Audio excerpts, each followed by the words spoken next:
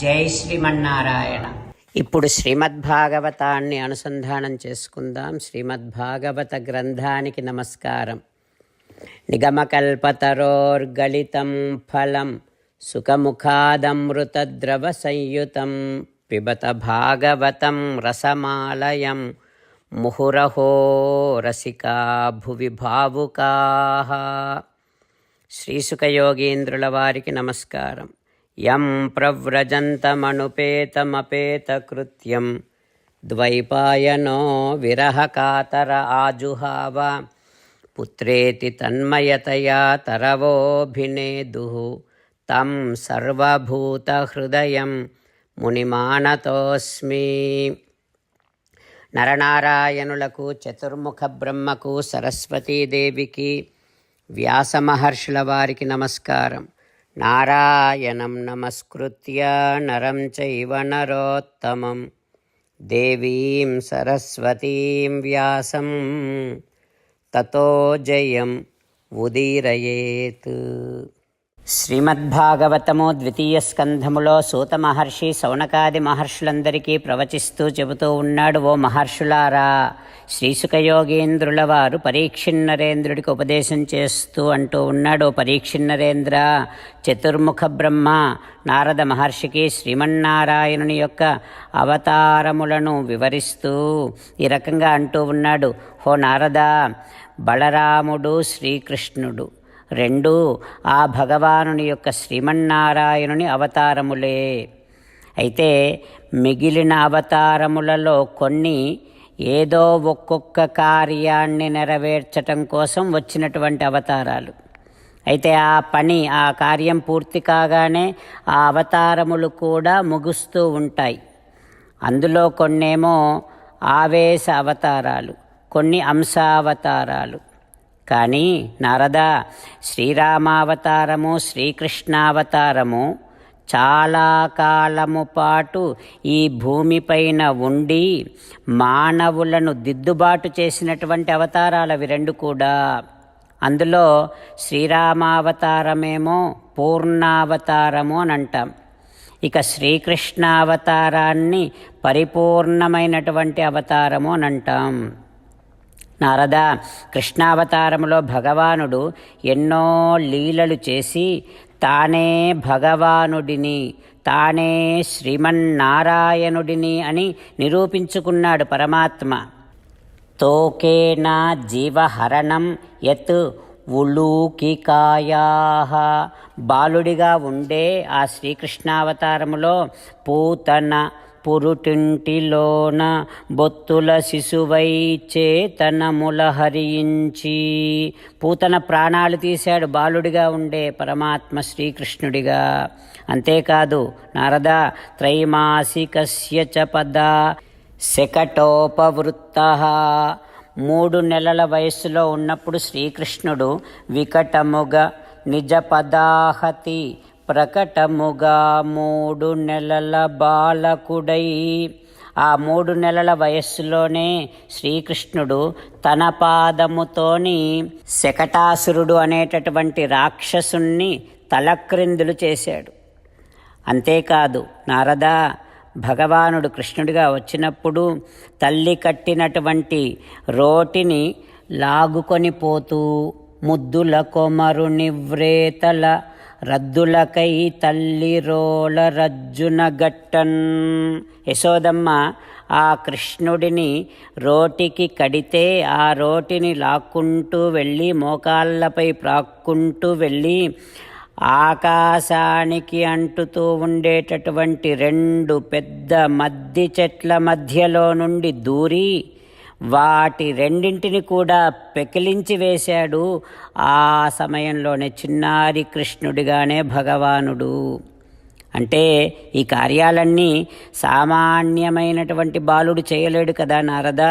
అందుకనే ఆయా కార్యములను చూసి ఆ శ్రీకృష్ణుడు సాక్షాత్తుగా పరమేశ్వరుడే, సాక్షాత్తుగా శ్రీమన్నారాయణుడే అని ఆనాడు అందరూ గుర్తించారు అంటూ చతుర్ముఖ బ్రహ్మ నారద మహర్షికి కృష్ణావతార విశేషాన్ని తెలియచేస్తూ ఉన్నాడు. ఆ తర్వాత ఏం జరుగుతుందో రేపు తెలుసుకుందాం. ఓం శ్రీకృష్ణ పరబ్రహ్మణే నమః. ఓం అస్మద్గురుభ్యో నమః. అంతేకాకుండా మనం ప్రతిరోజు శ్రీమన్నారాయణుడికి ఒక 8 పనులు చేస్తాం అని మాట ఇద్దాం. ఎందుకంటే శ్రీకృష్ణ భగవానుడు 18వ అధ్యాయములో 65 నుండి 70వ శ్లోకాల ద్వారా శ్రీమద్భగవద్గీత అంతటికీ సారభూతముగా మనకు 8 పనులు చేయమని చెప్పాడు.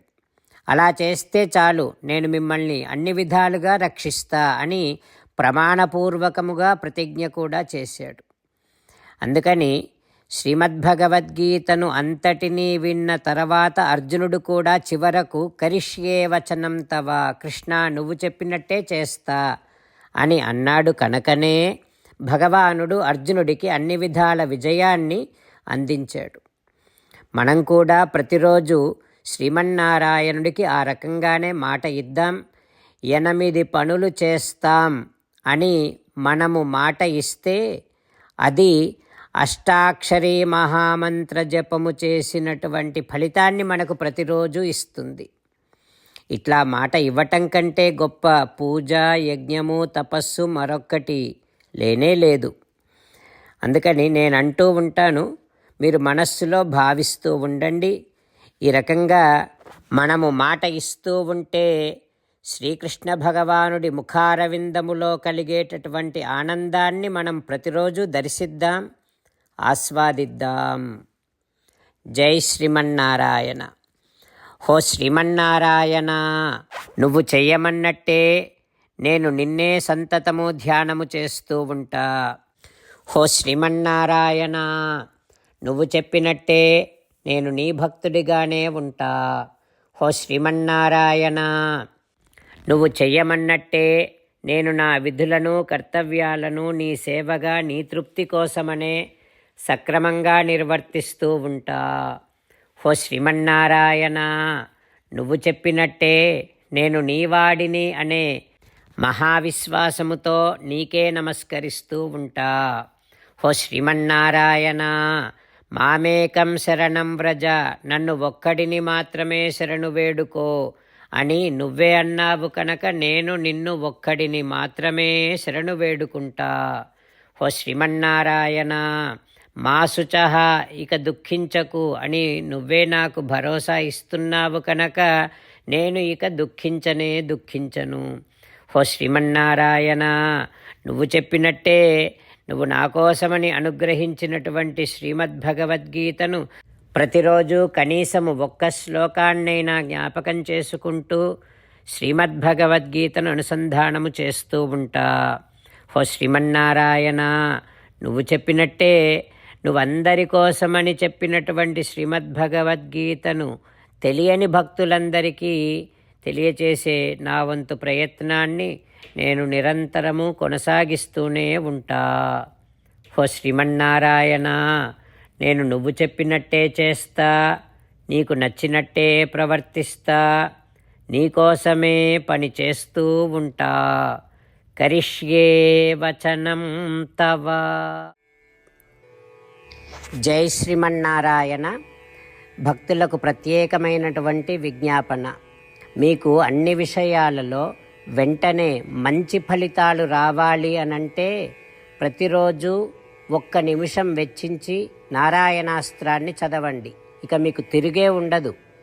నారాయణాస్త్రాన్ని పొందడానికి మీరేం చేయాలంటే నారాయణాస్త్రం అనే వెబ్సైట్కి వెళ్ళి మీ పేరు, మీ ఈమెయిల్ ఇస్తే మీ ఈమెయిల్కి నారాయణాస్త్రం PDF వస్తుంది. అందులో ఒక రామాయణ శ్లోకం, ఒక గీతా శ్లోకం, ఒక విష్ణునామం ఉంటాయి. ఆ 3ంటిని కలిపి నారాయణాస్త్రం అంటాం. ప్రతి ఒక్కరికి వేరువేరు శ్లోకాలను ఇస్తున్నాం. ఆ రకంగా ఎవరి శ్లోకాన్ని వారు ప్రతిరోజు తప్పనిసరిగా చదవటం వలన ప్రతిరోజు ప్రతి 24,000 భక్తులతో ఒకసారి సంపూర్ణ రామాయణ పారాయణ, 33 సార్లు శ్రీమద్భగవద్గీత పారాయణ, 24 సార్లు శ్రీ విష్ణు సహస్రనామ స్తోత్ర పారాయణ జరుగుతుంది. ప్రతి ఒక్కరికి అంతటి విశేష ఫలితము ప్రతిరోజు లభిస్తుంది. అందుకని మీరు మీ కుటుంబ సభ్యులు అందరూ ఒక్కొక్కరు ఒక్కొక్క నారాయణాస్త్రాన్ని వెంటనే పొందండి. జై శ్రీమన్నారాయణ.